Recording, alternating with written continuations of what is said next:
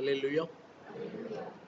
நம்முடைய மீட்பெரும் இரட்சகருமாகிய யாகுஷுவ மசிஹா நாமத்தினாலே உங்கள் அனைவரையும் நான் வாழ்த்துகிறேன்.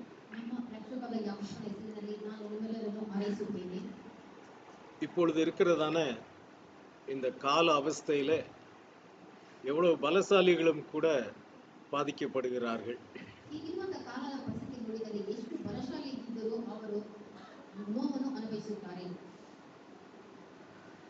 இதுக்கு பல காரணங்களை சொல்லுகிறார்கள்.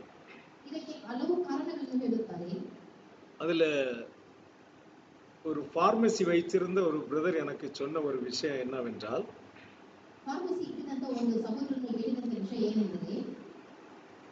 ஒரு குறிப்பிட்ட சீசன்ஸ்ல வைரஸை பரப்பி விடுவாங்களாம் ஜனங்கள் மத்தியில.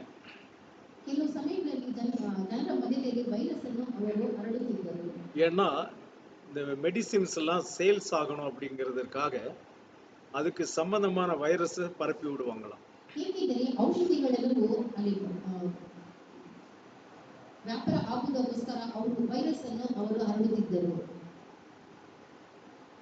கஷ்டப்படுறது நம்ம, ஆனா லாபம் அனுபவிக்கிறது அவங்க. இப்படி மனுஷனால் உண்டாக்கப்பட்ட வியாதிகள்ல சிலது இப்ப நமக்கு வந்திருக்கிற இது கூட அப்படித்தான்.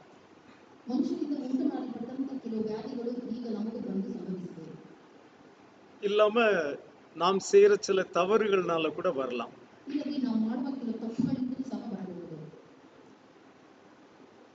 எல்லாவற்றிலும் இருந்து தேவன் நம்மை நிச்சயமாக பாதுகாக்கிறார். எப்படி நம்மை காக்கிறார்? தேவன் நம்ம வீட்டுக்குள்ள அந்த வைரஸோட போராடி நம்மை பாதுகாக்கிறாரா?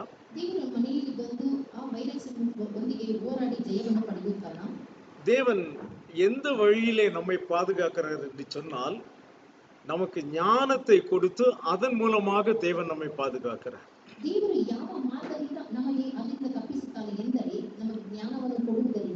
அப்ப ஆபத்து வரும் முன்னாலேயே அநேகருக்கு தேவன் உணர்த்துகிறார், இப்படி வரப்போகிறது, நீ கவனமாக இருந்து கொள் என்று.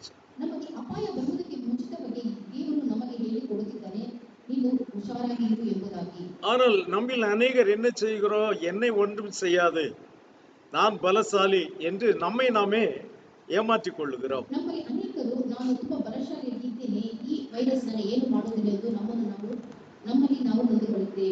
தேவன் நம்மோடு பேசுகிறதுல பல வழிகளிலே இதுவும் ஒரு வழி. அதாவது தேவன் நமக்கு உணர்த்துவது. இது வெறும் இந்த வைரஸ்க்காக மட்டும் சொல்லவில்லை. உங்கள் வாழ்க்கையில நீங்கள் எடுக்கிற ஒவ்வொரு ஸ்டெப்புக்கும் கூட முதலில் தேவன் அதை உங்களுக்கு உணர்த்துவார். அதிலும் குறிப்பாக அவருடைய பாதத்தில் அமர்ந்து, அப்பா நான் இதை செய்யலாமா வேண்டாமா என்று நீங்கள் கேட்டால் அவர் நிச்சயமாக வெளிப்படுத்துவார்.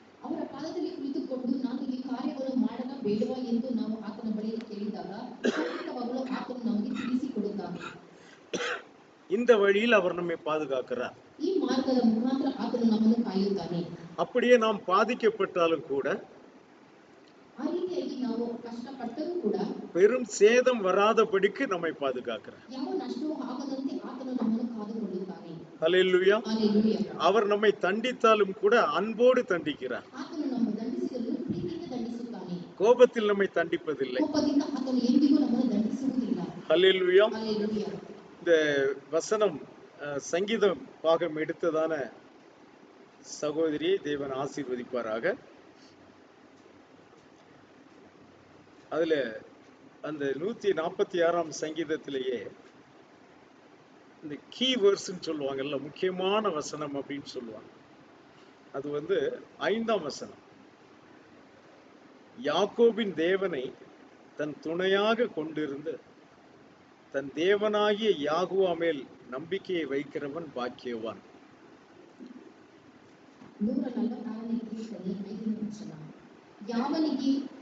ಯಾಕೋಬನ ದೇವರು ಸಹಾಯಕನು, ಯಾವನು ತನ್ನ ದೇವರಾದ ಯಾಕೋಬನನ್ನು ನಂಬಿರುತ್ತಾನೋ ಅವನೇ ಧನ್ಯನು. ஹல்லேலூயா. ஹல்லேலூயா. இன்னும் அந்த சங்கீதத்தை எடுத்து பேசுனீங்கன்னா, யாராவது பேசுனீங்கன்னா அந்த வசனத்தை எடுத்து பேசுங்க. ಈ ಕೀರ್ತನೆ ತೆಗೆದು ಯಾರನ್ನ ಮಾತಾಡಬೇಕಿದ್ರೆ ಈ ವಾಕ್ಯ ತೆಗೆದುಕೊಂಡು ಮಾತನಾಡಿ. அல்லேலூயா. Hallelujah. அதனால நான் அதை இப்போ உங்களுக்கு விளக்க போறதில்லை. ಅದನ್ನು ನಾನು ನಿಮಗೆ ತಿಳಿಸಿಕೊಡುವುದಿಲ್ಲ. Praise Yahuwah.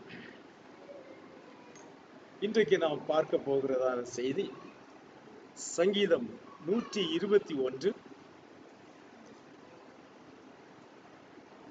வசனங்கள் 1-2. Psalm 121 verses 1 and 2. 121 ಕೀರ್ತನೆ 1-2 ವಾಕ್ಯಗಳು. ನಾನು ಕಣ್ಣೆತ್ತಿ ಪರ್ವತಗಳೇ ನೋಡುತ್ತೇನೆ, ನನ್ನ ಸಹಾಯವು ಎಲ್ಲಿಂದ ಬರುವುದು? ಭೂಮಿ ಆಕಾಶವನ್ನು ನಿರ್ಮಿಸಿದ ಯಾಕೋಬನಿಂದಲೇ ನನ್ನ ಸಹಾಯವು ಬರುತ್ತದೆ. ಆಮೆನ್. எனக்கு ஒத்தாசை வரும் பர்வதங்களுக்கு நேராக என் கண்களை ஏறெடுக்கிறேன். வானத்தையும் பூமியை உண்டாக்கின யாகுவாவிடத்திலிருந்து எனக்கு ஒத்தாசை வரும். அல்லேலூயா. Hallelujah. இந்த சங்கீதத்தில் வருகிறதான இந்த வசனங்கள் நம்மை மிகவும் ஆறுதல் படுத்துகிறதான ஒரு வசனம். ಈ ಕೀರ್ತನೆಯಲ್ಲಿ ಬರುವಂತ ವಾಕ್ಯಗಳು ನಮ್ಮನ್ನು ತುಂಬಾ ಆದರಣೆ ಮಾಡುವಂತ ವಾಕ್ಯಗಳಾಗಿರುತ್ತವೆ.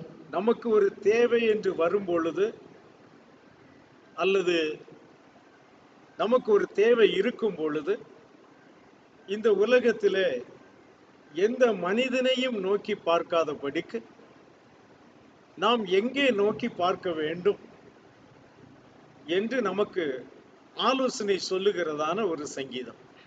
ಈ ಲೋಕದಲ್ಲಿ ನಮಗೆ ಅವಶ್ಯಕತೆಗಳು ಇದ್ದಾಗ, ಇಲ್ಲ ಅವಶ್ಯಕತೆಗಳಿಗೆ ಬೇಕಾದಾಗ, ಈ ಲೋಕದಲ್ಲಿ ಯಾರನ್ನು ಯಾವ ಮನುಷ್ಯರು ನಂಬದೆ ನಮ್ಮ ಸಹಾಯವು ಎಲ್ಲಿಂದ ಬರುತ್ತದೆ ಎಂಬುದಕ್ಕೋಸ್ಕರ ಈ ವಾಕ್ಯಗಳು ನಮಗೆ ಹೇಳಿಕೊಡುತ್ತವೆ.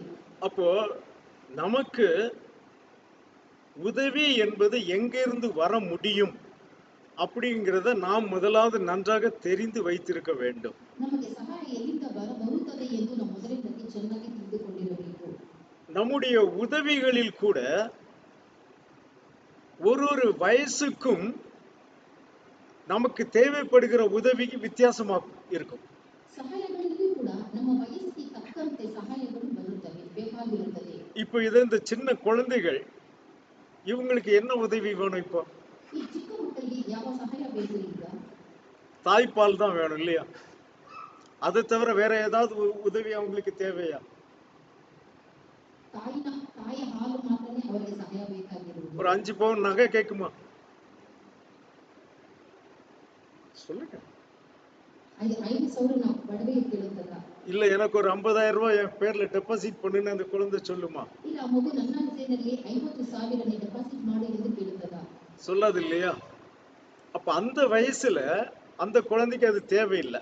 ಆ ವಯಸ್ಸಿಗೆ ಆ ಮಗುಗೆ ಅದು ಬೇಕಾಗಿಲ್ಲ. அப்ப அந்த குழந்தைக்கு அந்த வயசுல தேவையான ஒரு உதவி என்னவென்றால் ஒரே ஒரு விஷயம்தான். ಆ ಮಗುಗೆ ಆ ವಯಸ್ಸಿಗೆ ಬೇಕಾಗಿದ್ದು ಒಂದೇ ಒಂದು ವಿಷಯವೇ. அதே குழந்தை இன்னும் வளர்ந்து வர வர ಆ ಮಗು ಇನ್ನು ಬೆಳೆಯುತ್ತಾ ಬರುವಾಗ அதனுடைய தேவைகள் மாற்றம் வந்து கொண்டே இருக்கிறது. ಅದರ ಅವಶ್ಯಕತೆ ಬದಲಾವಣೆ ಆಗುತ್ತಾ ಬರುತ್ತದೆ. இப்போ அந்த குழந்தைக்கு தெரியும் எனக்கு இதுதான் தேவை, இது எங்க இருந்து எனக்கு கிடைக்கும். ಈಗ ಆ ಮಗುಗೆ ಗೊತ್ತಿದೆ, ಇದು ನನಗೆ ಅವಶ್ಯಕತೆ ಬೇಕಾಗಿದೆ, ಇದು ನನಗೆ ಎಲ್ಲಿ ಸಿಗುತ್ತದೆ. இப்போ நம்ம அனனியா, தெபோரா, ரியா மாதிரி பிள்ளைகளுக்கு தேவை வேற. இப்போ ಅನನ್ಯ, ದೆಬೋರಾ ಮತ್ತು ರಿಯಾಗೆ ಅವಶ್ಯಕತೆ ಬೇರೆಯಾಗಿರುತ್ತದೆ. இப்ப அந்த தேவையும் கூட எங்கு போனால் எனக்கு கிடைக்கும் என்று அந்த பிள்ளைகள் நன்றாக அறிந்திருக்கிறார்கள். ಆ ಅವಶ್ಯಕತೆ ಕೂಡ ಮಕ್ಕಳಿಗೆ ಎಲ್ಲಿ ಹೋದರೆ ಸಿಗುತ್ತದೆ ಎಂದು ಚೆನ್ನಾಗಿ ಗೊತ್ತಿರುತ್ತದೆ. அனனியாவுக்கு நல்லா தெரியும் அம்மா கிட்ட போய் கேட்டா கிடைக்காது. ಅನನ್ಯಗೆ ಚೆನ್ನಾಗಿ ಗೊತ್ತಿದೆ, ಅಮ್ಮನ ಬಳಿಗೆ ಕೇಳಿದರೆ ಸಿಗುವುದಿಲ್ಲ. அதனால அப்பா வர்றது வரைக்கும் காத்திருந்து அப்பா காதுல போடுவான்.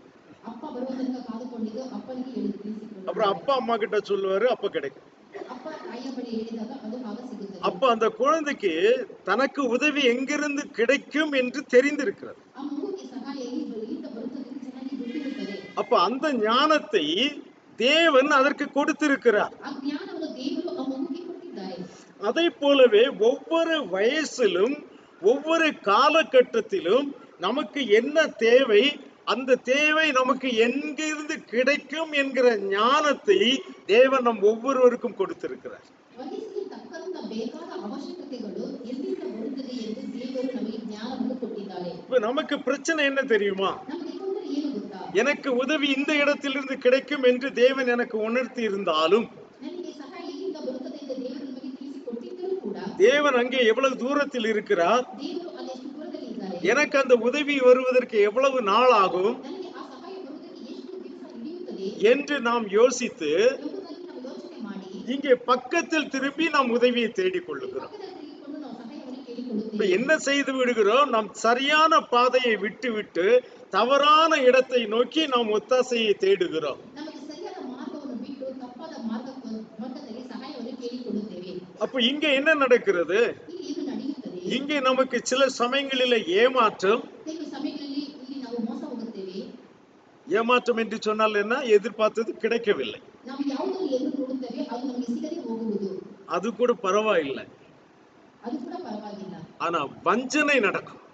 ಆದರೆ ಅಲ್ಲಿ ನಮ್ಮನ್ನು ವಂಚಿಸುತ್ತಾರೆ. இங்கே பக்கத்தில் இருந்து கிடைக்கிறதான உதவியில ஒரு வஞ்சகம் இருக்கும். ಪಕ್ಕದಲ್ಲಿ ಸಿಗುವಂತಹ ಸಹಾಯದಿಂದ ನಮಗೆ ಒಂದು ವಂಚನೆ ಆಗುತ್ತದೆ. அதாவது நமக்கு ஒரு உதவி பண்ணி நம்மிடத்திலிருந்து 10 உதவிகளை எதிர்பார்க்கிறவர்களா இருப்பார்கள். ನಮಗೆ ಒಂದು ಸಹಾಯ ಮಾಡಿ ನಮ್ಮ ಬಳಿಯಿಂದ 10 ಸಹಾಯವನ್ನು ಅವರು ಎದುರುಕೊಳ್ಳುವವರಾಗಿರುತ್ತಾರೆ. இல்லையானால் அந்த உதவியின் மூலம் நம்மை அவர்களுக்கு அடிமைகளாக்கி விடுவார். ಇಲ್ಲದಿದ್ದರೆ ಆ ಸಹಾಯದೊಂದಿಗೆ ನಮ್ಮನ್ನು ಅವರಿಗೆ ದಾಸರಾಗಿ ಮಾಡಿಬಿಡುತ್ತಾರೆ. காரணம் என்ன?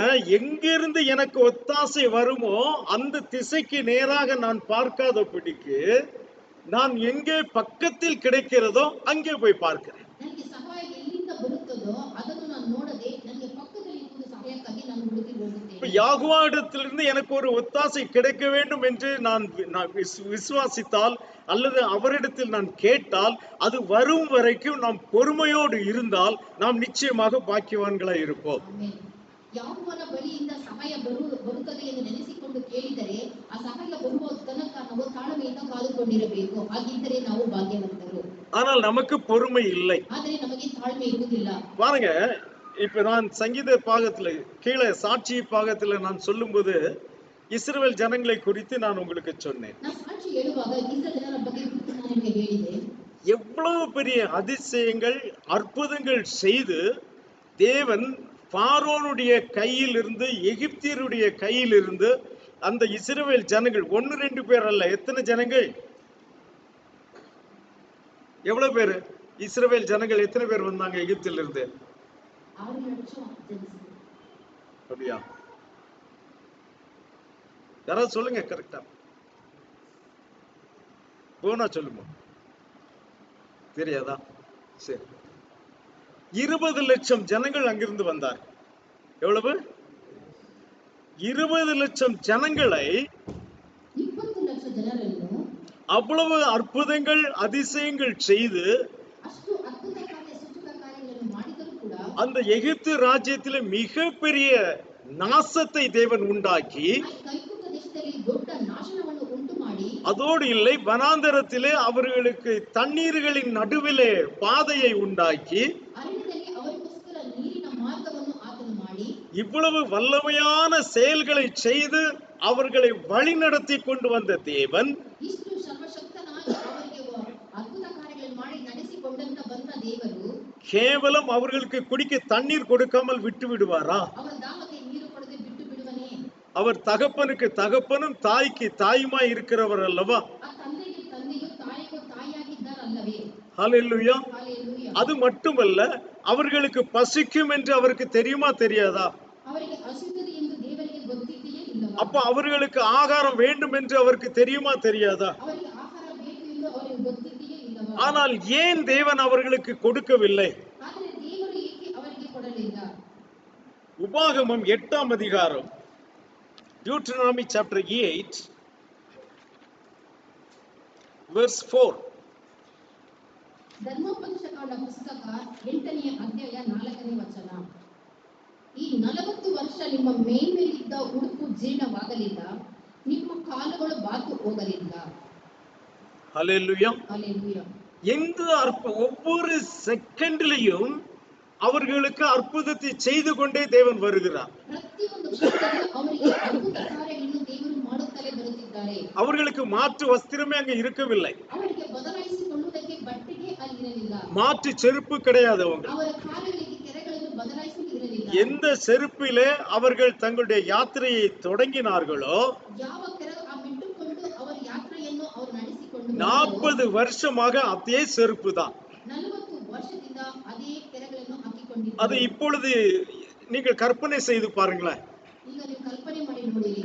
நம்ம ரியாவுக்கு இப்போ பிரதர் முனிகிருஷ்ணா ஒரு செப்பல் வாங்கி கொடுக்கிறார். ರಿಯಾಗೆ ಬ್ರದರ್ ಮುನಿಕೃಷ್ಣ ಒಂದು ಚಪ್ಪಲಿಯನ್ನು ತೆಗೆದುಕೊಡುತ್ತಾರೆ. இப்போ வனாந்தரத்துல ஷோரூம்லாம் இருக்கு, பாட்டா ஷோரூம்லாம் இருக்காது இல்லையா? ಅರಣ್ಯದಲ್ಲಿ ಒಂದು ಬಾಟಾ ಶೋರೂಮ್ ಇರುವುದಿಲ್ಲ. சோ அந்த வனாந்தர வழியாக அவர்கள் 40 வருஷமாக நடந்து வருகிறார்கள். ಆ ಅರಣ್ಯ ಮಾರ್ಗವಾಗಿ ಅವರು 40 ವರ್ಷ ನಡೆದುಕೊಂಡು ಬರುತ್ತಾರೆ. ரியா வளர்ந்து 40 வயதான ஸ்திரீ ஆகும் வரைக்கும் அவளோடு கூட அவள் போட்டிருந்த செருப்பும் வளர்ந்தது. ರಿಯಾ 40 ವರ್ಷ ಬೆಳೆದು ಸ್ತ್ರೀ ಆಗುವ ತನಕ ಅವಳು ಚಿಕ್ಕ ಮಗುವಿನಲ್ಲಿ ಹಾಕಿಕೊಂಡಿದ್ದ ಚಪ್ಪಲಿ ಅವಳ ಜೊತೆ ಆ ಚಪ್ಪಲಿ ಬೆಳೆಯುತ್ತಾ ಬಂತು. ஆமென், ಆಮೆನ್, ஆமென். ಆಮೆನ್. தேவன் உனக்கு மட்டும் அற்புதம் செய்யவில்லை, உன்னுடைய செருப்புக்கும் அற்புதம் செய்கிறார். ದೇವರು ನಿನಗೆ ಮಾತ್ರವಲ್ಲ, ನೀನು ಮೆಟ್ಟುಕೊಂಡಿದ್ದ ಚಪ್ಪಲಿಗೂ ಅವರು ಆತನ ಅದ್ಭುತವನ್ನು ಮಾಡಿದ್ದಾನೆ. உடுத்தியிருந்த ட்ரெஸ்ஸுக்கும் அவர் அற்புதம் செய்தார். ತೊಡಿಸಿಕೊಂಡಿದ್ದ ಬಟ್ಟೆಗೂ ಆತನ ಅದ್ಭುತ ಮಾಡಿದ್ದಾನೆ. இதை அனுதினமும் தங்களுடைய கண்களாலே பார்த்து கொண்டு வந்தார்கள் அந்த ஜனங்கள். ಪ್ರತಿದಿನ ನಮ್ಮ ಕಣ್ಣುಗಳಿಂದ ಅವರು ನೋಡಿಕೊಂಡು ಬಂದಂತ ಜನರು நடந்து நடந்து அவர்கள் கால்கள் வீங்கவே இல்லை. ನಡೆದು ನಡೆದು ಅವರ ಕಾಲುಗಳು ಬಾತು ಹೋಗಲೇ ಇಲ್ಲ. அதையும் பார்த்து அவர்கள் ஆச்சரியப்படுகிறார்கள். ಅದನ್ನು ನೋಡಿ ಅವರು ಆಶ್ಚರ್ಯ ಪಡುತ್ತಾರೆ. நாம் எகிப்திலே கொஞ்ச நேரம் நடந்தால் கால் வலிக்கிறது என்று நாம் உட்கார்ந்து விடுவோமே. ಐಗುಪ್ತ ದೇಶದಲ್ಲಿ ಸ್ವಲ್ಪ ದೂರ ನಡೆದರೆ ಕಾಲು ನೋವುತ್ತದೆ ಎಂದು ಕುಳಿತುಕೊಳ್ಳುತ್ತಿದ್ದೆವಲ್ಲ. எப்பொழுது செங்கல் அறுக்கும் பொழுது நின்னு நின்னு கால் வலிக்குதுன்னு போய் உட்காருவாங்க. ಇಟ್ಟಿಗೆ ಕುಯ್ಯುವಾಗ ಅವರು ನಿಂತು ನಿಂತು ಕಾಲು ನೋವುತ್ತದೆ ಎಂದು ಅವರು ಹೋಗಿ ಕುಳಿತುಕೊಳ್ಳುವರು. எகிப்தியன் சவுக்கை கொண்டு அடிப்பான். ಐಗುಪ್ತದವನು ಅವನ ಚಾಟಿಗಳಿಂದ ಅವರನ್ನು ಹೊಡೆಯುತ್ತಿದ್ದನು. செங்கல் அறுக்க வேண்டிய வேளையில நீ உட்கார்ந்து கொண்டு இருக்கிறாய். ಇಟ್ಟಿಗೆ ಕುಯ್ಯುವ ಸಮಯದಲ್ಲಿ ನೀನು ಕುಳಿತುಕೊಂಡಿದ್ದೀಯಲ್ಲ. இது அவர்களுக்கு எகிப்தில் இருந்த அனுபவம். ಇದು ಐಗುಪ್ತ ದೇಶದಲ್ಲಿ ಅವರಿಗೆ ಇದ್ದಂತ ಅನುಭವ. இப்ப தேவனுடைய சிறகின் கீழ் வந்த பிறகு அவர்களுடைய அனுபவம் வித்தியாசமாக இருக்கிறது. ದೇವರ ರೆಕ್ಕೆಗಳ ಕೆಳಗೆ ಬಂದಾಗ ಅವರ ಅನುಭವ ವ್ಯತ್ಯಾಸವಾಗಿರುತ್ತಿತ್ತು. இப்போ அவருடைய கால்கள் வீங்கவில்லை. ಈಗ ಅವರ ಕಾಲು ಬಾತು ಹೋಗಲಿಲ್ಲ. அதை பார்த்தும் ஆச்சரியப்படுகிறார்கள். ಅದನ್ನು ನೋಡಿ ಸಹ ಆಶ್ಚರ್ಯ ಪಡುತ್ತಾರೆ. இவ்வளவு அற்புதங்கள் செய்கிற தேவன் இவர்களுக்கு தாகத்துக்கு தண்ணீர் வேண்டும் என்று அவருக்கு தெரியாதா? ಇಷ್ಟು ಅದ್ಭುತ ಕಾರ್ಯವನ್ನು ಮಾಡಿದಂತ ದೇವರು ಅವರ ದಾಹಕ್ಕೆ ನೀರು ಬೇಕು ಎಂಬುದು ಅವರಿಗೆ ಗೊತ್ತಿರುವುದಿಲ್ಲವಾ? அல்லது அவர்களுக்கு சாப்பாட்டுக்கு ஆகாரம் வேண்டும் என்று அவருக்கு தெரியாதா? ಅವರು ಊಟ ಮಾಡೋದಕ್ಕೆ ಆಹಾರ ಬೇಕು ಎಂದು ಅವರಿಗೆ ದೇವರಿಗೆ ಗೊತ್ತಿರುವುದಿಲ್ಲವಾ? அவருக்கு நன்றாக தெரியும். ಆತನಿಗೆ ಚೆನ್ನಾಗಿ ಗೊತ್ತಿರುತ್ತದೆ. ஆனால் நாம் ஆராதிக்கிற தேவன் எப்படிப்பட்டவர்? ಆದರೆ ನಾವು ಆರಾಧನೆ ಮಾಡುವಂತ ದೇವರು ಎಂತವರು? நாம் மாத்திரம் நம்மை முழுமையாக ஒப்பு கொடுத்து அவருடைய பிள்ளையாய் நாம் வாழ்ந்து கொண்டு இருப்போமானால் ನಾವು ಮಾತ್ರ ಆತನಿಗೆ ಒಪ್ಪಿಸಿಕೊಟ್ಟು ಆತನ ಮಕ್ಕಳಾಗಿ ನಾವು ಜೀವನ ನಡೆಸುವುದಾದರೆ எல்லா சமயத்திலும் அவருடைய சமூகத்துக்குள்ளேயே நாம் இருக்க நாம் முயற்சி செய்வோமானால் ಎಲ್ಲ ಸಮಯದಲ್ಲೂ ಆತನ ಸಮ್ಮುಖದಲ್ಲಿ ಇರುವುದಕ್ಕೆ ನಾವು ಪ್ರಯತ್ನ ಪಟ್ಟರೆ நமக்கு குடிப்பதற்கு தண்ணீரும் வேண்டாம், புசிப்பதற்கு சாப்பாடும் வேண்டாம். ನಮ್ಮ ದಾಹಕ್ಕೆ ನೀರು ಬೇಕಾಗಿಲ್ಲ, ಹಸಿವಿಗೆ ಊಟನೂ ಬೇಕಾಗಿಲ್ಲ. உதாரணம் வேண்டுமா? மோசே 2 முறை 40 நாள் பர்வதத்திலே யாகுவாவோடு கூட இருந்தார். ಉದಾಹರಣೆಗೆ ಮೋಶೆ 42 ಸಲ 40 ದಿವಸ ಹಗಲು ಇರುಳು ಅವನು ಬೆಟ್ಟದ ಮೇಲೆ ಯಾಕೋಬನೊಂದಿಗೆ ಇದ್ದನು. வேதம் சொல்லுகிறது அவர் அப்பம் புசிக்கவும் இல்லை, தண்ணீர் குடிக்கவும் இல்லை. ಸತ್ಯವೇದ ಹೇಳುತ್ತದೆ ಆತನು ರೊಟ್ಟಿಯನ್ನು ಭುಜಿಸಲಿಲ್ಲ, ನೀರನ್ನು ಕುಡಿಯಲಿಲ್ಲ. ஆனாலும் அவனுடைய பலன் குறையவும் இல்லை. ಆದರೂ ಅವನ ಬಲ ಕುಂದಿ ಹೋಗಲೇ ಇಲ್ಲ. கரங்களை உயர்த்தி அல்லேலூயா சொல்லுங்கள். தேவனுடைய சமூகத்தில் இருப்பதில் இருக்கிற நன்மை எவ்வளவு என்று பாருங்கள் பிரியமானவர்களே. ದೇವರ ಸಮ್ಮುಖದಲ್ಲಿ ಇರುವಾಗ ನಿಮಗೆ ಬರುವಂತ ಒಳ್ಳೆಯದು ಎಷ್ಟು ಎಂಬುದಾಗಿ ನೋಡಿರಿ ಪ್ರಿಯರೇ. 3ஆம் வசனத்தை வாசிங்க. ಮನುಷ್ಯರು ಆಹಾರ ಮಾತ್ರದಿಂದ ಅಲ್ಲ, ಯಾಕೋಬನ ಬಾಯಿಂದ ಹೊರಡುವ ಪ್ರತಿಯೊಂದು ಮಾತಿನಿಂದಲೂ ಬದುಕುತ್ತಾರೆ ಎಂಬುದು ನಿಮಗೆ ತಿಳಿಯುವಂತೆ ಆತನು ನಿಮ್ಮನ್ನು ಕಷ್ಟಕ್ಕೆ ಒಳಪಡಿಸಿ ಹಸಿವೆಯಿಂದ ಬಳಲಿಸಿ ನಿಮಗೂ ನಿಮ್ಮ ಪೂರ್ವಿಕ ಗೊತ್ತಿಲ್ಲದ ಮನ್ನವನ್ನು ಕೊಟ್ಟು ಪೋಷಿಸಿದನು. அவர் உன்னை சிறுமைப்படுத்தி உன்னை பசியினால் வருத்தி மனுஷன் அப்பத்தினால் மாத்திரம் அல்ல, யாகோவாவுடைய வாயிலிருந்து புறப்படுகிற ஒவ்வொரு வார்த்தையினாலும் பிழைப்பான் என்பதை உனக்கு உணர்த்தும்படிக்கு நீயும் உன் பிதாக்களும் அறியாதிருந்த மன்னாவினால் உன்னை போஷித்தார். அல்லேலூயா. சோ மனுஷன் அப்பத்தை கொண்டு பிழைப்பது இல்லை, ಮನುಷ್ಯರು ಆಹಾರದಿಂದ ಬದುಕುವುದಿಲ್ಲ. ஆக வார்த்தையினால் அவன் பிழைப்பான் என்று மனிதன் உணர்ந்து கொள்ள வேண்டும் என்று அவர் எதிர்பார்த்தார். ಆತನ ಬಾಯಿಂದ ಹೊರಡುವ ಮಾತಿನಿಂದ ಮನುಷ್ಯನು ಬದುಕುತ್ತಾನೆ ಎಂದು ಆತನ ಅವರಿಗೆ ತಿಳಿಸಿಕೊಡುತ್ತಿದ್ದನು. அப்போ உனக்கு ஆகாரம் கிடைக்காமல் இருக்கும் பொழுது ನಿನಗೆ ಆಹಾರ ಸಿಗದೆ ಇರುವಾಗ நீ தேவனுடைய வார்த்தையை புசிக்க வேண்டும். ಆಗ ನೀನು ದೇವರ ಮಾಡಬೇಕು. தண்ணீர் இல்லாத பொழுது ನಿನಗೆ ನೀರು ಇಲ್ಲದೆ ಇರುವಾಗ தேவனுடைய வார்த்தையை குடிக்க வேண்டும். ದೇವರ ವಾಕ್ಯವನ್ನು ನೀನು ಕುಡಿಯಬೇಕು. இதைத்தான் அவர் உங்களிடத்தில் எதிர்பார்க்கிறார். ಇದುವೇ ಆತ ನಿಮ್ಮಿಂದ ಎದುರು ನೋಡುತ್ತಿರುವುದು. ஆனால் அதற்கு பதில் அவர்கள் என்ன செய்தார்கள்? ಆದರೆ ಅದಕ್ಕೆ ಬದಲಾಗಿ ಅವರು ಏನು ಮಾಡಿದರು? ஒருவேளை தேவனிடத்தில் ஜெபித்திருந்தால் கூட அவருக்கு கோபம் வந்திருக்காது. ಒಂದು ವೇಳೆ ದೇವರ ಬಳಿ ಪ್ರಾರ್ಥನೆ ಮಾಡಿದರೂ ಅವರಿಗೆ ಕೋಪ ಬರುತ್ತಿರಲಿಲ್ಲ. ஆனால் அவர்கள் என்ன செய்து விட்டார்கள்? ಅವರು ಏನು ಮಾಡಿದರು ಎಂಬುದಾಗಿ ನೋಡಿರಿ. மோசேக்கு விரோதமாகவும் தேவனுக்கு விரோதமாகவும் அவர்கள் முறுமுறுத்தார்கள். மோசேக்கு விரோதವಾಗಿಯೂ ಯಾಕೋಬನಿಗೆ ವಿರುದ್ಧವಾಗಿಯೂ ಅವರು ಗುಣಗುಟ್ಟಿದರು. இது பழைய ஏற்பாட்டின் காலத்தில் மட்டுமல்ல, புதிய ஏற்பாட்டின் காலத்திலும் யாகுஷுவா இதை நடத்தி காட்டினார். ಇದು ಹಳೆಯ ಒಡಂಬಡಿಕೆ ಮಾತ್ರವಲ್ಲ, ಹೊಸ ಒಡಂಬಡಿಕೆಯಲ್ಲಿ ಯಾಕೋಬ ಮೆಸ್ಸಿಯ ಇದನ್ನು ಮಾಡಿ ತೋರಿಸಿದನು. லூக்கா எழுதின சுவிசேஷம் என்று நினைக்கிறேன். மத்தேயு 16ஆம் அதிகாரம் நினைக்கிறேன்.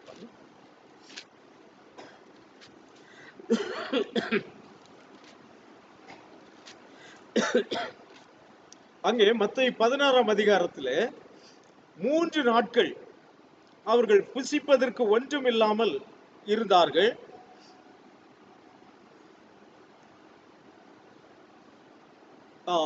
15ஆம் அதிகாரம் 32ஆம் வசனம். Matthew chapter 15 verse 32. 15ನೇ ಅಧ್ಯಾಯ 32ನೇ ವಚನ. ಆಗ ಯಾಕೋಬ ತನ್ನ ಶಿಷ್ಯರನ್ನು ಹತ್ತಿರಕ್ಕೆ ಕರೆದು ಅವರಿಗೆ ಈ ಜನರನ್ನು ನೋಡಿ ಕನಿಕರ ಪಡುತ್ತೇನೆ. ಅವರು ನನ್ನ ಬಳಿಗೆ ಬಂದು 3 ದಿನವಾಯಿತು, ಅವರಿಗೆ ಊಟಕ್ಕೆ ಏನೂ ಇಲ್ಲ. ಅವರನ್ನು ಉಪವಾಸವಾಗಿ ಕಳಿಸಿಬಿಡುವುದಕ್ಕೆ ನನಗೆ ಮನಸ್ಸಿಲ್ಲ.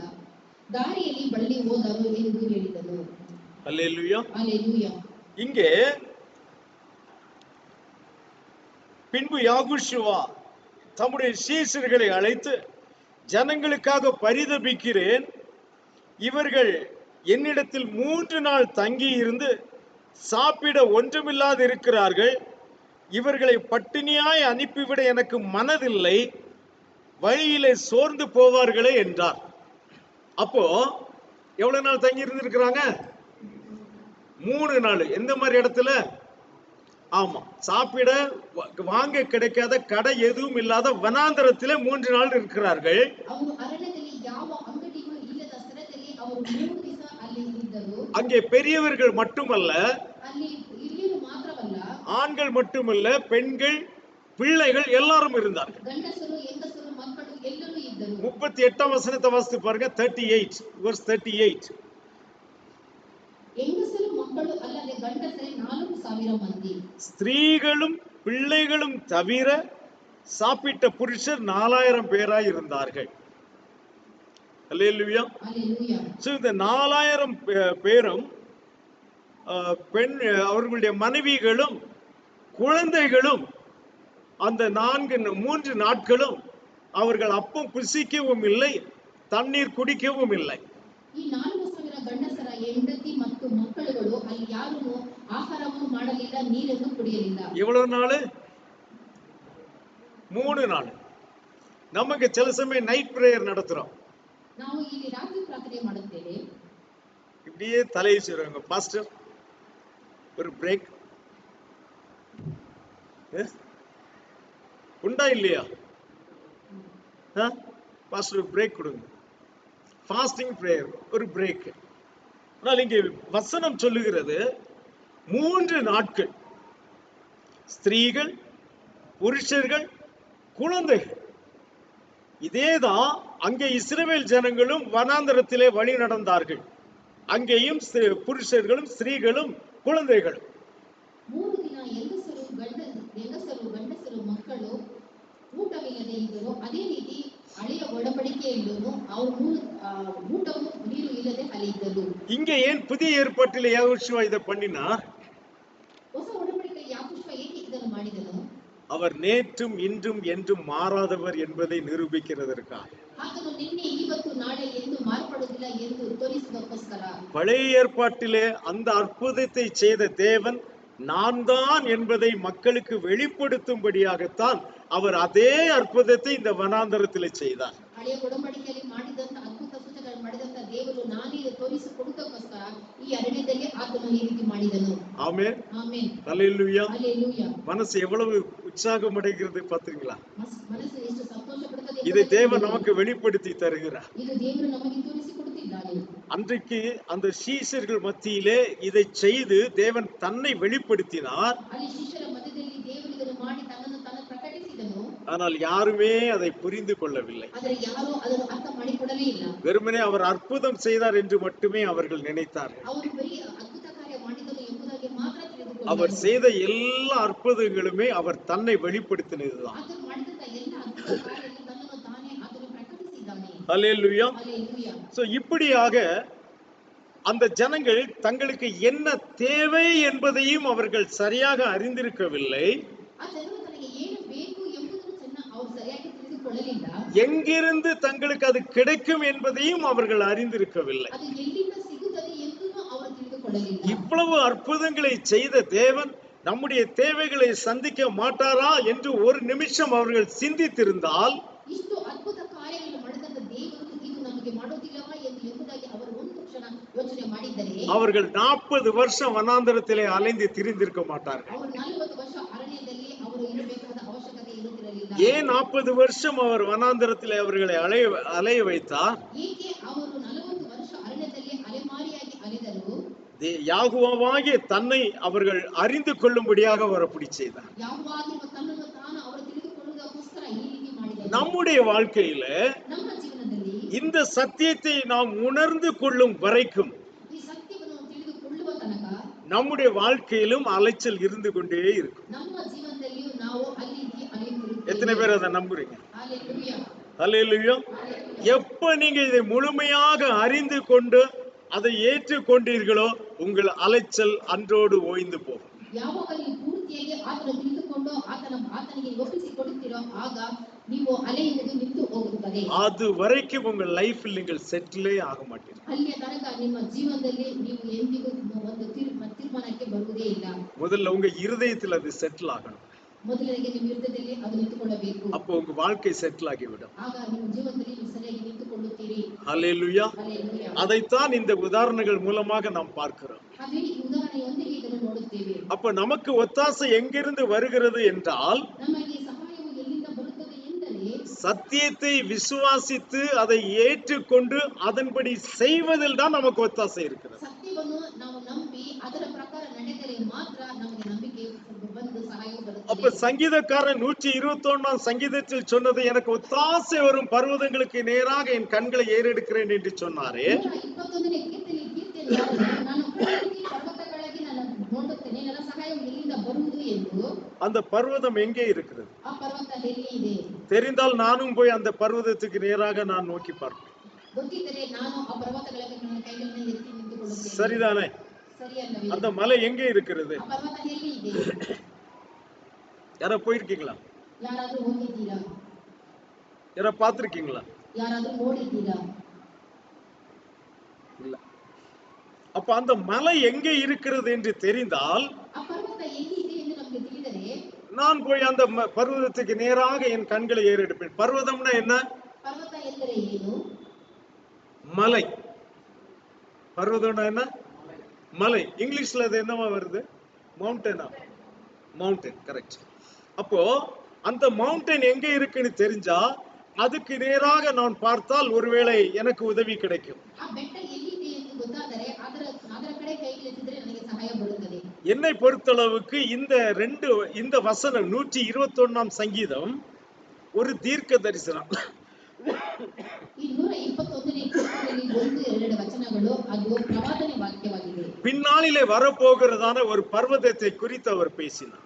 ಇಲ್ಲಿ ಬರುವಂತ ಒಂದು ಪರ್ವತದ ಬಗ್ಗೆ ಆತನು இப்போ நமக்கு உண்மையான ஒத்தாசை எங்கிருந்து வருகிறது? ನಮಗೆ ನಿಜವಾದ ಸಹಾಯ ಎಲ್ಲಿಂದ ಬರುತ್ತದೆ? சரி, உண்மையான சகாயம் என்றால் என்ன? அதை தெரிந்து கொள்ள வேண்டும் அல்லவா? ನಿಜವಾದ ಸಹಾಯ ಎಂದರೆ ಏನು ಎಂದು ನಾವು ಗೊತ್ತಿರಬೇಕಲ್ಲವೇ? எனக்கு ஒத்தாசை வருகிற பர்வதம், ஆனால் எனக்கு ஒத்தாசை என்றால் என்ன? அதை தெரிந்து கொள்ள வேண்டும். ನನಗೆ ಸಹಾಯ ಬರುವ ಪರ್ವತಗಳ ಕಡೆಗೆ, ಆದರೆ ನನ್ನ ಸಹಾಯ ಎಂದರೆ ಏನು ಎಂದು ತಿಳಿದುಕೊಳ್ಳಬೇಕು. நான் ஏற்கனவே உங்களுக்கு சொன்னேன், ஒவ்வொருவருக்கும் அந்த உதவி என்பது ஒவ்வொரு சமயத்திலும் வேறுபடுகிறது என்று சொன்னேன். ನಾನು ಮೊದಲೇ ಹೇಳಿದೆ, ಪ್ರತಿಯೊಬ್ಬರಿಗೂ ಅವರ ಸಹಾಯಗಳು ಬೇರೆ ಬೇರೆ ಆಗಿರುತ್ತವೆ. அதே போல ஒருவருக்கு தேவையான சகாயம் இன்னொருவருக்கு தேவையில்லை. ಒಬ್ಬರಿಗೆ ಬೇಕಾಗಿರುವ ಸಹಾಯ ಇನ್ನೊಬ್ಬರಿಗೆ ಬೇಕಾಗಿಲ್ಲ. அவருக்கு வேறொரு சகாயம் ಅವರಿಗೆ தேவைப்படும். ಬೇರೆ ಒಂದು ಸಹಾಯ ಬೇಕಾಗಿರುತ್ತದೆ. ஆனால் நம்ம எல்லாருக்கும் சேர்ந்து தேவைப்படுகிற ஒரே ஒரு சகாயம் ನಮ್ಮ ಎಲ್ಲರಿಗೂ ಬೇಕಾಗಿರುವಂತ ಒಂದೇ ಒಂದು ಸಹಾಯ என்ன தெரியுமா? ಅದು ಏನು ಗೊತ್ತಾ? ரட்சிப்பு. ರಕ್ಷಣೆ.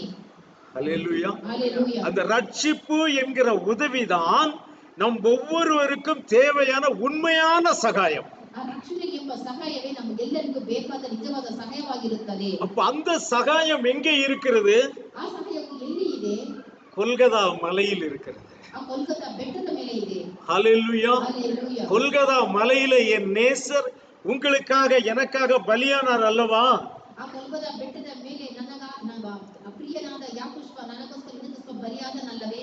அதை நோக்கி பார்க்கும் பொழுது நமக்கு சகாயம் வருகிறது. ಅದನ್ನು ನಾವು ದೃಷ್ಟಿಸಿ ನೋಡುವಾಗ ನಮಗೆ ಸಹಾಯವು ಸಿಗುತ್ತದೆ. அதைத்தான் தீர்க்க தரிசனமாக இந்த வசனம் சொல்லுகிறது. ಇದೇ ಪ್ರವಾದನೆಯ ವಾಕ್ಯವಾಗಿ ಈ ವಾಕ್ಯ ನಮಗೆ ಹೇಳಿಕೊಡುತ್ತದೆ. ஹalleluya. ஹalleluya. அப்போ அந்த கொல்கதா மலையிலே யாகுஷுவா மசிகா எனக்காக சிலுவையில் அடிபட்டு மரித்ததினாலே ಆ ಕೊಲ್ಕತ್ತಾ ಬೆಟ್ಟದಲ್ಲಿ ಯಾಕೋಶ್ವ ಮೆಸ್ಸಿಯ ನನಗಾಗಿ ಶಿಲುಬೆಯಲ್ಲಿ ನನಗೋಸ್ಕರ ಪ್ರಾಣವನ್ನು ಬಿಟ್ಟಾಗ எனக்காக தன்னுடைய கடைசி சொட்டு ரத்தம் வரைக்கும் சிந்தினதினாலே ನನಗೋಸ್ಕರ ದೇಹದಲ್ಲಿರುವ ಕಡೆಯ ತೊಟ್ಟು ಹನಿ ರಕ್ತ ಸುರಿಯುವ ತನಕ இந்த உலகத்தில் யாரும் கொடுக்க முடியாத ஒரு சகாயத்தை எனக்கு அவர் அங்கே உண்டு பண்ணி ಈ வைத்திருக்கிறார். ಲೋಕದಲ್ಲಿ ಯಾರು ಕೊಡಲಾರದಂತ ಸಹಾಯವನ್ನು ಅಲ್ಲಿ ಆತ ನನಗಾಗಿ ಕೊಟ್ಟನು.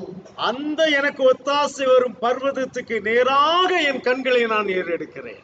ಅಂತ ಪರ್ವತದ ಕಡೆಗೆ ನನ್ನ ಸಹಾಯ ಬರುತ್ತದೆ ಎಂಬುದಾಗಿ ನನ್ನ ಕಣ್ಣನ್ನು ಎತ್ತಿ ನಾನು ನೋಡುತ್ತೇನೆ. ஹalleluya. ஹalleluya. வேற எங்க இருந்தும் நமக்கு சகாயம் வராது. ಬೇರೆ ಎಲ್ಲಿದ್ದರೂ ನಮಗೆ ಸಹಾಯ ಬರುವುದಿಲ್ಲ. வசனம் சொல்லுகிறது வடக்கிலும் தெற்கிலும் இருந்து உங்களுக்கு சகாயம் வராது. ವಾಕ್ಯ ಹೇಳುತ್ತದೆ ಎಡಗಡೆಗೂ ಬಲಗಡೆಗೂ ಪೂರ್ವಕ್ಕೂ ಪಶ್ಚಿಮಕ್ಕೂ ನಿನ್ನ ಸಹಾಯ அந்த ஒரே பர்வதமாகிய கொல்கதா மலையிலிருந்து மட்டும்தான் நமக்கு உண்மையான சகாயம் வருகிறது. அருமையான தேவ பிள்ளையே, ಆ ಒಂದೇ ಒಂದು ಬೆಟ್ಟವಾಗಿರುವ ಕೊಲ್ಕತ್ತಾ ಬೆಟ್ಟದಿಂದ ಮೂಲಕ ನಮಗೂ ನಿಮಗೂ ಸಹಾಯ ಬರುತ್ತದೆ ಪ್ರಿಯರೇ. அப்ப நம்முடைய பார்வை நமக்கு சகாயம் வேண்டுமானால், நமக்கு ஒத்தாசை வேண்டுமானால், நம்முடைய பார்வை எதை நோக்கி திரும்ப வேண்டும்? ನಮಗೆ ಸಹಾಯ ಬೇಕಾದರೆ ನಮ್ಮ ದೃಷ್ಟಿ ಯಾವುದರ ಬಗ್ಗೆ ತಿರುಗಿಕೊಳ್ಳಬೇಕು? அந்த கொல்கதா மலைக்கு நேராக திரும்ப. ಆ ಕೊಲ್ಕತ್ತಾ ಬೆಟ್ಟಕ್ಕೆ ನೇರವಾಗಿ ನಾವು ತಿರುಗಬೇಕು. அதைத்தான் அன்றைக்கு தீர்க்க தரிசனமாக சங்கீதக்காரன் 121 சங்கீதத்தில் சொல்லி வைத்தார். 121ನೇ ಕೀರ್ತನೆಯನ್ನು ಇದನ್ನೇ ಪ್ರವಾದನೆ ವಾಕ್ಯಗಳಾಗಿ ಆತನು ಹೇಳಿದ್ದಾನೆ. எனக்கு ஒத்தாசை வரும் பர்வதங்களுக்கு நேராக என் கண்களை நான் ஏறெடுக்கிறேன். ನನಗೆ ಸಹಾಯ ಬರುವ ಪರ್ವತಗಳ ಕಡೆಗೆ ನನ್ನ ಕಣ್ಣನ್ನು ಎತ್ತುತ್ತೇನೆ. அந்த சங்கீதத்தை எழுதினவருக்கு கூட இது விஷயம் தெரியாது. ಆ ಕೀರ್ತನೆ ಬರೆದವರಿಗೂ ಇದರ ಬಗ್ಗೆ ಗೊತ್ತಿರುವುದಿಲ್ಲ. பழைய ஏற்பாட்டு ஞானிகளுக்கும் அல்லது யாருக்குமே அதனுடைய அர்த்தம் தெரியாது. ಹಳೆಯ ಒಡಂಬಡಿಕೆ ಯಾವ ಜ್ಞಾನಿಗೂ ಇದರ ಅರ್ಥ ಗೊತ್ತಿರುವುದಿಲ್ಲ. இன்றைக்கு அநேகர் மலைகளிலே போய் கோயிலை வைத்து கும்பிடுகிறார்கள் அல்லவா? ಅನೇಕರು ಬೆಟ್ಟದ ಮೇಲೆ ದೇವಸ್ಥಾನವಿಟ್ಟು ಅವರು ಪೂಜೆ ಮಾಡುತ್ತಾರಲ್ಲವೇ? எல்லாம் இந்த வசனத்தின் அடிப்படையில் தான். ಎಲ್ಲರೂ ಈ ವಾಕ್ಯದ ಮುಖಾಂತರ அதை தவறாக அர்த்தம் புரிந்து கொண்டு அவர்கள் அங்கங்கே கொண்டு கோயிலை வைத்து விடுகிறார். ಅದು ತಪ್ಪಾಗಿ ಅರ್ಥ ಮಾಡಿಕೊಂಡು ಅಲ್ಲಿ ಬೆಟ್ಟಗಳ ಮೇಲೆ ದೇವಸ್ಥಾನಗಳನ್ನು ಇಟ್ಟುಕೊಂಡಿದ್ದಾರೆ. சும்மா மலையை நோக்கி பார்த்தாலும் நம்ம எந்த மலையை பார்த்தாலும் உங்களுக்கு என்ன கிடைக்காது? ஒத்தாசை கிடைக்காது. ನೀವು ಯಾವ ಬೆಟ್ಟಗಳನ್ನು ದೃಷ್ಟಿಸಿ ನೋಡಿದರೂ ನಿಮಗೆ ಸಹಾಯ ಎಲ್ಲಿಂದಲೂ ಬರುವುದಿಲ್ಲ. ஒரே ஒரு மலை. ಆ ಒಂದೇ ಒಂದು ಬೆಟ್ಟ. ஆமென். ஹalleluya. ஹalleluya. ஆமென். உங்களுக்காக எனக்காக நசுக்கப்பட்டதான அந்த யாகுஷுவா மசிகாவுடைய சரீரம் இருந்த மலைதான் நாம் பார்க்க வேண்டிய மலை. ನಿನಗೋಸ್ಕರ ನನಗೋಸ್ಕರ ಜಜ್ಜಲ್ಪಟ್ಟಂತಹ ಯಾಕೋಶ್ವ ಮೆಸ್ಸಿಯನು ಇರುವ ಆ ಪರ್ವತವನ್ನು ನಾವು ನೋಡಬೇಕು. நீங்கள் மட்டும் அந்த மலையை நீங்கள் உண்மையாக நோக்கி பார்ப்பீர்களானால், ನೀವು ಮಾತ್ರ ಆ ಬೆಟ್ಟವನ್ನು ಪೂರ್ಣ ಮನಸ್ಸಿನಲ್ಲಿ ದೃಷ್ಟಿಸಿ ನೋಡುವುದಾದರೆ, அந்த மலைக்கு நேராக உங்கள் கண்களை நீங்கள் ஏறெடுப்பீர்களானால், ಆ ಬೆಟ್ಟದ ನೇರವಾಗಿ ನಿನ್ನ ಕಣ್ಣುಗಳನ್ನು ದೃಷ್ಟಿಸಿ ನೋಡುವುದಾದರೆ நிச்சயமாகவே உங்கள் வாழ்க்கையிலே சகாயம் வந்து ಖಂಡಿತವಾಗಲೂ ನಿಮ್ಮ ಜೀವನದಲ್ಲಿ ಸಹಾಯವು ಬರುತ್ತದೆ. நீங்கள் உண்மையான சகாயத்தை பெற்று விடுவீர்கள். ನೀವು ನಿಜವಾದ ಸಹಾಯವನ್ನು ಪಡೆದುಕೊಳ್ಳುವಿರಿ. ஹalleluya. ஹalleluya. Praise Yahweh. Hallelujah. Praise Yahweh. Hallelujah. சத்தியம் அறியாதபடிக்கு ஜனங்களை எங்கெங்கெல்லாமோ திருப்பி விட்டு கொண்டிருக்கிறார்கள். ಸತ್ಯವನ್ನು ತಿಳಿದ ಹಾಗೆ ಜನರನ್ನು ಎಲ್ಲೆಲ್ಲವೂ ತಿರುಗಿಸಿಕೊಳ್ಳುತ್ತಿದ್ದಾರೆ. நீ பார்க்க வேண்டிய இடத்தை மறைத்து விட்டு வேற எங்கெல்லாமோ உனக்கு காட்சிகளை காட்டுகிறார். ನೀನು ನೋಡುವಂತಹ ಮಾರ್ಗವನ್ನು ಬಿಟ್ಟು ಎಲ್ಲೆಲ್ಲೋ ಅವರು ತಿರುಗಿಕೊಳ್ಳುತ್ತಾರೆ. உங்களுக்கு தெரியுமா அருமையான தேவ பிள்ளைகளே, ನಿಮಗೆ ಗೊತ್ತಿದೆಯೋ ಪ್ರೀತಿಯ ದೇವರ ಮಕ್ಕಳೇ, பிசாசு ஒருமுறை யாகுஷோவுக்கு ஒரு மலையை கூட்டிட்டு போனான். ಸೈತಾನನು ಒಂದು ಸಲ ಯಾಕೋಬನ ಬೆಟ್ಟದ ಮೇಲೆ ಕರೆದುಕೊಂಡು அவன் ಹೋದನು. அந்த மலையில் மேல் நிறுத்தி விட்டு யாகுஷோவுக்கு அநேக காரியங்களை காண்பித்தான். ಆತನು ಬೆಟ್ಟದ ಮೇಲೆ ನಿಲ್ಲಿಸಿ ಯಾಕೋಬನಿಗೆ ಅನೇಕ ಕಾರ್ಯಗಳನ್ನು ಆತನು ತೋರಿಸಿಕೊಡುತ್ತಾನೆ. அவனுக்கு தெரியாது அவர்தான் அந்த மலை என்று சொல்லி.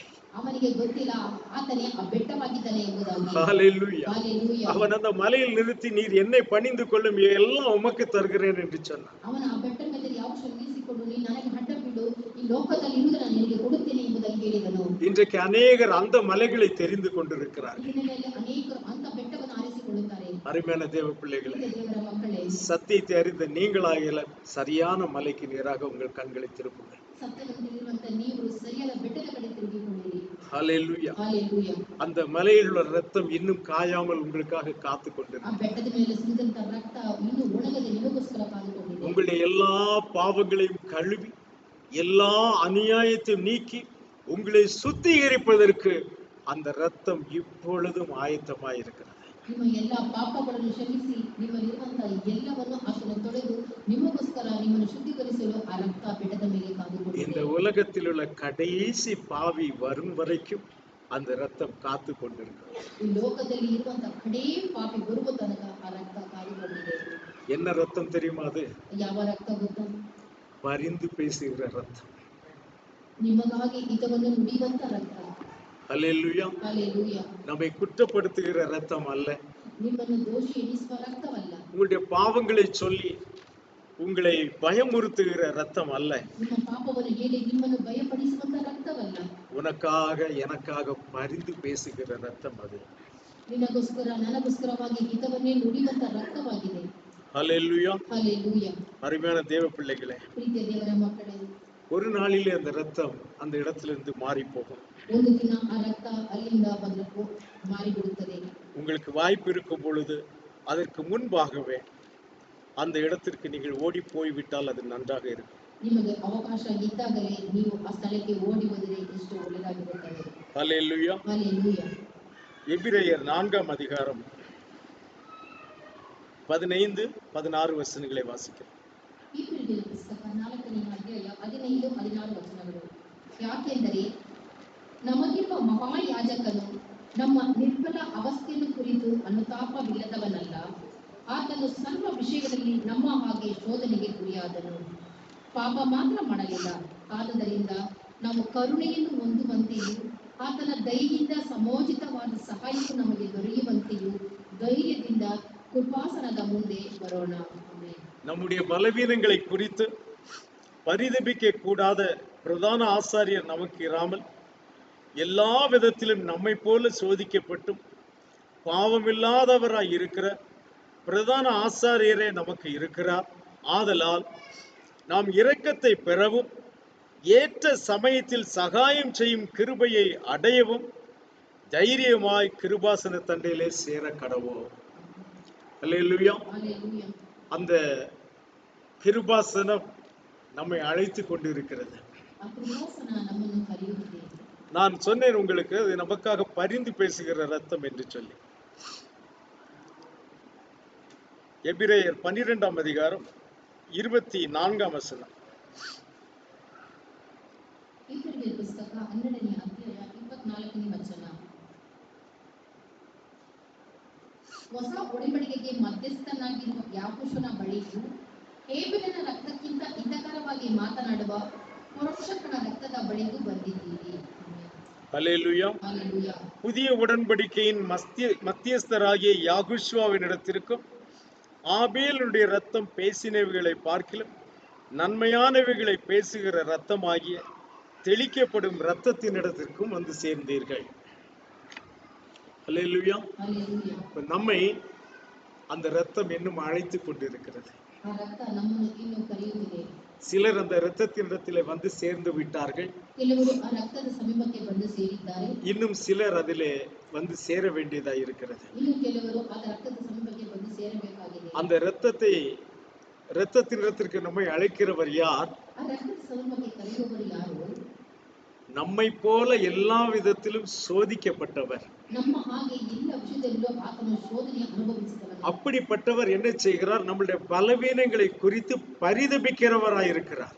ಅಂತವರು ನಮ್ಮ ಬಲಹೀನಗಳ ಕುರಿತು ಆತನ ತಾಕ ಪಡುವವನಾಗಿದ್ದಾನೆ. ஆக நீ எவ்வளவு கொடிய பாவியா இருந்தாலும் சரி, ಆದರೆ ಎಷ್ಟು ಘೋರವಾದ ಪಾಪಿಯಾಗಿದ್ದರೂ ಸರಿ, நீ எவ்வளவு தூரம் தேவனை விட்டு விலகி போன மனுஷனா இருந்தாலும் சரி, ಇನ್ನು ಎಷ್ಟು ದೂರ ದೇವರನ್ನು ಬಿಟ್ಟು ಹಗಲಿ ಹೋದ ಮನುಷ್ಯನಾಗಿದ್ದರೂ ಸರಿ, இன்னும் அந்த இரத்தம் உனக்காக காத்து கொண்டிருக்கிறது. ಇನ್ನು ಆ ರಕ್ತ ನಿನಗೋಸ್ಕರ ಕಾದುಕೊಂಡಿದೆ. நீ மாத்திரம் உன்னை தாழ்த்தி அந்த இரத்தத்தினிடத்திற்கு நீ வந்து விடுவாயானால், ನೀನು ಮಾತ್ರ ಈಗ ತಗ್ಗಿಸಲ್ಪಟ್ಟು ಆತ ರಕ್ತ ಸಮಯಕ್ಕೆ ನೀನು ಬಂದರೆ, அவர் அந்த இரத்தத்தினாலே உன்னை மூடிக்கொள்ளுவார். ಆ ರಕ್ತದೊಂದಿಗೆ ಆತನು ನಿನ್ನನ್ನು ಮರೆಮಾಚಿಕೊಳ್ಳುತ್ತಾನೆ. அந்த இரத்தத்தினாலே அவர் உன்னை முற்றிலுமாக கழுவி ಆ விடுவார். ರಕ್ತದಿಂದ ಪೂರ್ತಿಯಾಗಿ ನಿನ್ನನ್ನು ಆತನು ತೊಳೆಯುತ್ತಾನೆ. உனக்கு புதிய ஜீவனை தருவார். ನಿನಗೆ ಹೊಸ ಜೀವವನ್ನು ಆತನು ಕೊಡುತ್ತಾನೆ. உன் வாழ்க்கையில் உண்மையான சகாயம் அந்த இடத்திலிருந்து தொடங்க ஆரம்பிக்கும். ನಿನ್ನ ಜೀವನಕ್ಕೆ ನಿಜವಾದ ಸಹಾಯ ಅಲ್ಲಿಂದ ಪ್ರಾರಂಭವಾಗುತ್ತದೆ.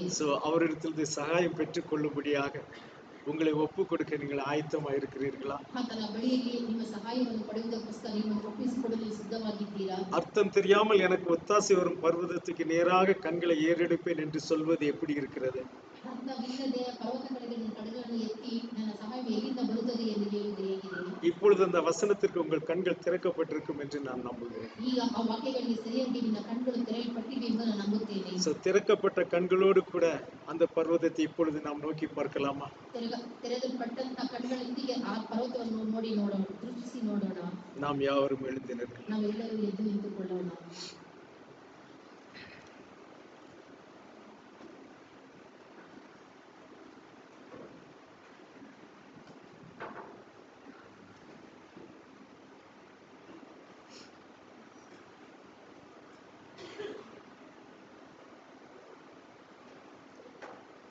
எங்கள் பரலோக பிதாவே, ನನ್ನ ಪರಲೋಕ ತಂದೆ, தேவரீர், இந்த வேளையிலே எங்களுக்காக அடிக்கப்பட்ட பர்வதம் நீர் என்பதை நாங்கள் தெரிந்து கொண்டோம் அப்பா.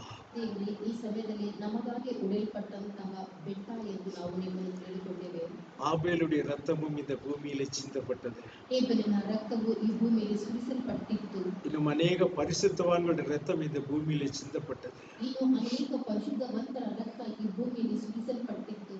ஆனால் அந்த ரத்தங்கள் எல்லாம் எங்களுக்காக நீர் எப்பொழுது பழி வாங்குவீர், எங்களை கொலை செய்தவர்களை நீர் எப்பொழுது கொலை செய்வீர் என்று அவரை நோக்கி கத்தினார். ಆ ರಕ್ತಗಳೆಲ್ಲವೂ ನನಗೋಸ್ಕರ ಯಾವಾಗ ನೀನು ಮೊಯಿ ತೀರಿಸುವಿ, ನಮ್ಮ ಪ್ರಾಣನ ತೆಗೆದವರ ಪ್ರಾಣವನ್ನು ಯಾವಾಗ ನೀನು ತೆಗೆಯುವಿ ಎಂದು ಅವು ಮಾತನಾಡಿದವು. ஒரே ஒரு ரத்தம் மாத்திரம் நன்மையானவைகளை பேசிற்று. ಆದರೆ ಒಂದೇ ಒಂದು ರಕ್ತ ಮಾತ್ರ ಹಿತಕರವಾಗಿ ಮಾತನಾಡಿತು. நம்முடைய பலவீனங்களை அறிந்த ரத்தம், ನಮ್ಮ ಬಲಹೀನವನ್ನು ಅರಿತಂತ ರಕ್ತ, நம்முடைய நிலைமைகளை அறிந்த ரத்தம். ನಮ್ಮ ಪರಿಸ್ಥಿತಿಯನ್ನು ತಿಳಿದಂತ ರಕ್ತ.